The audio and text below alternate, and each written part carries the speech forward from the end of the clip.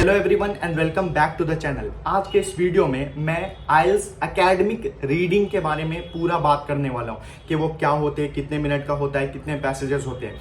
Last में video के मैंने ट्रिक भी बताई है कि आपको कैसे सॉल्व करना है, ठीक है, कौन कौन सा ट्रिक को लगाना है जिससे आपके 7+ बैंड आए। अब मैं कौन हूँ? मेरा नाम शाहनवाज है और मैंने खुद 7.5 बैंड स्कोर करा हुआ है रीडिंग में। अब आप बोलोगे भाई आपके 8-9 बैंड क्यों नहीं आए या 8.5 बैंड क्यों नहीं आए? द सिंपल आंसर इज कि मेरे को ना थोड़ा सा टाइम का प्रॉब्लम हो गया था वहां पे फिल करते समय, और कुछ स्पेलिंग्स भी मैंने मिस्टेक कर दी थी जो मेरे को घर में आके रियलाइज हुआ कि यार ये चीज मैंने शायद गलत लिख दिया। तो आप लोगों को वो गलती नहीं करनी है। अगर मैं गलती के बाद भी 7.5 ला सकता हूं तो आप लोग और अच्छे ला सकते हो, 8 भी ला सकते हो, 9 भी ला सकते हो। बस जो मैंने बताया उसे फॉलो करो, हर एक चीज को फॉलो करो और कैम्ब्रिज ऑफिशियल जो बुकलेट होती है उससे प्रैक्टिस करो। किसी XYZ कोचिंग इंस्टीट्यूट के मॉड्यूल से बिल्कुल प्रैक्टिस ना करना। कोई भी डाउट्स है आप बेझिझक कमेंट सेक्शन में लिखो, मैं आपको उसके आंसर दूंगा। तो एकेडमिक आइल्स रीडिंग 60 मिनट का एग्जाम होता है जिसमें 3 पैसेजेस आते हैं, ठीक है, और टोटल 40 क्वेश्चन रहता है। अब 3 पैसेजेस में हमें पैसेज 1 देखने को मिलता है, पैसेज 2 और पैसेज 3। पैसेज 1 ईजीएस्ट होता है, बहुत इजी क्वेश्चन आएंगे और डायरेक्ट आप पैसेज में ढूंढोगे आंसर्स तो ईजिली मिल जाएंगे। सेकेंड जो होता है वो थोड़ा मॉडरेट होता है और जो थर्ड होता है वो टफेस्ट होता है, क्योंकि थर्ड में क्या होता है ना, वोकैब और ये सब बहुत डिफिकल्ट रहते हैं, इसीलिए लगता है कि थर्ड बहुत टफ है। अब यहाँ पे ये देखना कि 60 मिनट जो हमें मिलता है, इस 60 मिनट में ही हमें तीनों पैसेज को सॉल्व भी करना है और अपने आंसर्स भी आंसर सीट पे लिखने हैं। जैसे हमने लिसनिंग में देखा था कि आंसर ट्रांसफर करने के लिए हमें 10 मिनट अलग से मिलता है, पर यहाँ ऐसा कुछ नहीं होता। यहाँ 60 मिनट में आपको सॉल्व भी करने हैं और साथ ही साथ आपको आंसर को आंसर शीट पे ट्रांसफर भी करने हैं। नाउ अब देखते हैं कॉमन प्रॉब्लम जो हमें फेस करना होता है, ठीक है। तो देखो, pay attention to word limits, no more than 2 words. बहुत लोग क्या करते हैं कि इसको इग्नोर कर देते हैं। देखो बहुत जगह पे लिखा होता है उसमें कि no more than 2 words, no more than 1 word, no more than 3 word. तो वो क्वेश्चन में लिखा होगा तो इसे आप पढ़ लो और हाईलाइट कर लो कि अगर लिखा गया है नो मोर देन 2 वर्ड्स मतलब आपको 2 वर्ड लिखने हैं या 2 से कम लिखने हैं, पर 2 से ज्यादा नहीं लिखने हैं। अगर लिखोगे आंसर गलत हो जाएगा, इसीलिए इसको बहुत ध्यान से देखना है, क्वेश्चन बहुत ध्यान से पढ़ना है और अंडरलाइन करना है। The second thing is running out of time. ये बहुत बड़ा फैक्टर होता है। अगर आप टाइमर लगाकर क्वेश्चन प्रैक्टिस नहीं करते हो, सॉल्व नहीं करते हो, तो 90% चांस है कि आप एग्जाम में इस प्रॉब्लम को फेस करोगे। 60 मिनट होता है ना, तो आप जब सॉल्व करोगे ना तो आप 55 का टाइमर लगा लो और 55 मिनट में ही सॉल्व करके उसको आंसर ट्रांसफर कर दो आंसर सीट पे, ठीक है। उसके बाद अनफेमिलियर वर्ड्स, जैसा मैंने अभी बोला कि थर्ड पैसेजेस में बहुत टफ वोकैबुलरी आते हैं, ऐसी वोकैबुलरी जो आपने इससे पहले कभी नहीं सुना हो, तो वो आप देख के घबरा जाते हो, ठीक है। तो ये 3 बेसिक प्रॉब्लम्स होते हैं जो सारे आइल्स कैंडिडेट को फेस करना होता है। Now I will tell you what are the ways by which we can enhance our reading skills.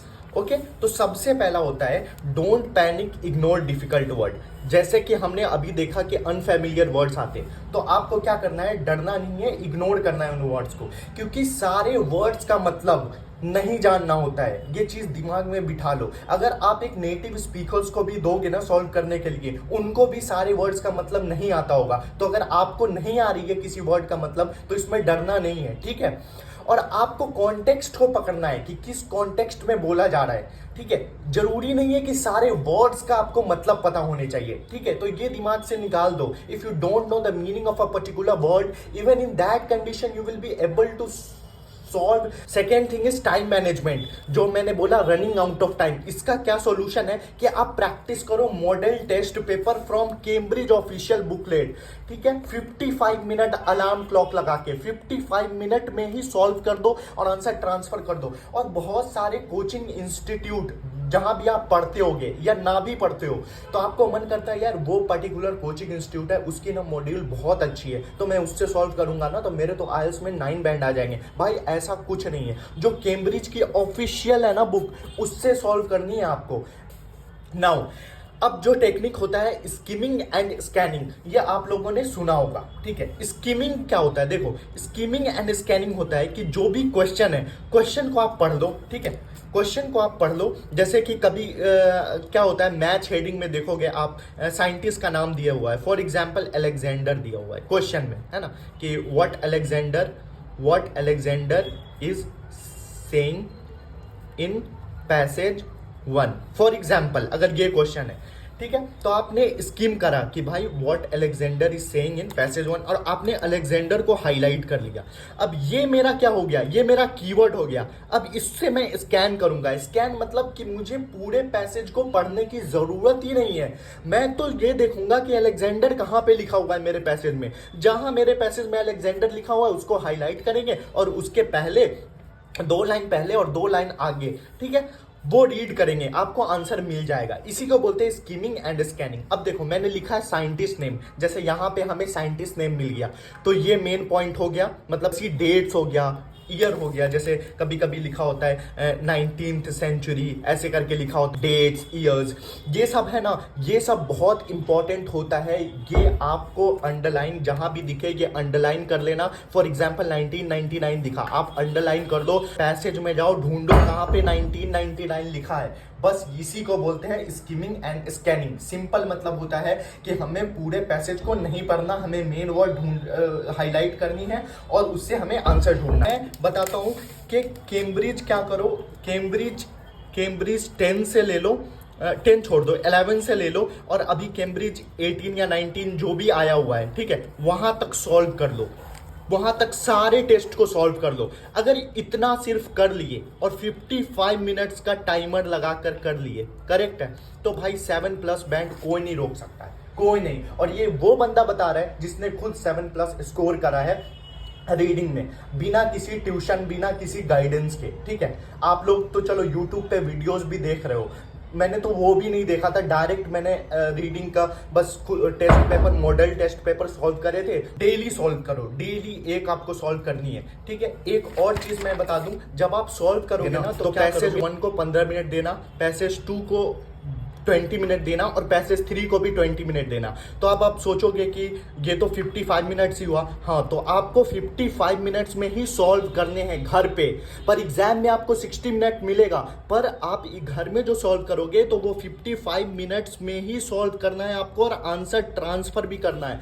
और OMR शीट को भरोगे कैसे, तो अगर आपको लिखना है एनिमल, ANIMAL, तो आप ऐसे बिल्कुल नहीं लिखोगे। आप कैसे लिखोगे, कैपिटल में, ANIMAL, बस कैपिटल में लिखोगे। ये ध्यान से देखना। और एक चीज और ध्यान रखना, एक क्वेश्चन होता है true false not given, true false not given, correct है, और एक होता है यस नो नॉट गिवन।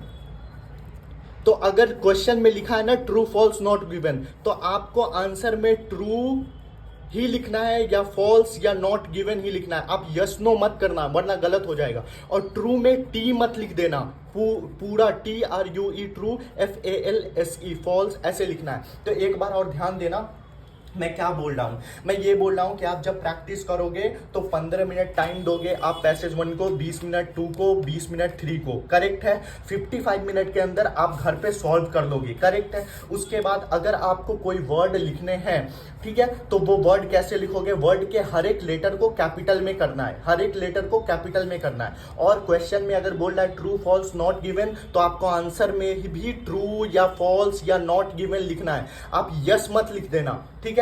अगर क्वेश्चन में बोल रहा है यस नो नॉट गिवन, तो आंसर में यस नो नॉट गिवन ही लिखना है, ट्रू फॉल्स मत लिख देना। ये ध्यान देना। आप सोचोगे यार यस ट्रू दोनों तो एक ही हुआ, ऐसा नहीं है। जो क्वेश्चन में बोल रहा है वही आपको लिखना है, करेक्ट है।